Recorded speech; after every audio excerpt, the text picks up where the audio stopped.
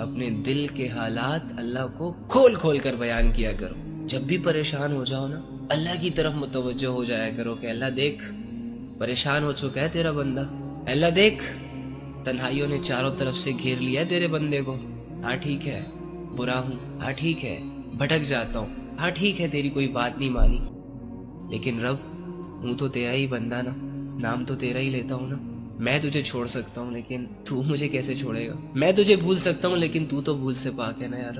Okay fine, میری بندگی میں فالٹ ہے لیکن تیری خدائی میں تو کوئی فالٹ نہیں ہے. لہٰذا اے رب تجھے رب ہونے کا واسطہ میری یہ بگڑی ہوئی زندگی سنوار دے. مجھے نہیں سمجھ آ رہی، بگڑی اتنی چکی ہے، ٹرائی تو کرو ایک دفعہ. اللہ کے لیے تو امپاسبل بھی پاسبل ہے نا.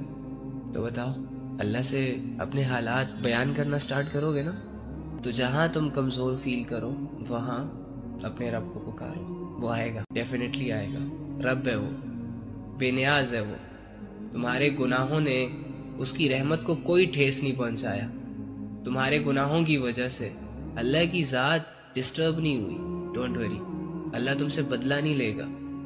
تمہارے گناہوں نے تو تمہیں ہی بدنام کیا، تمہیں ہی ذلیل کیا، تمہیں ہی ہرٹ کیا، تمہیں ہی نقصان پہنچایا.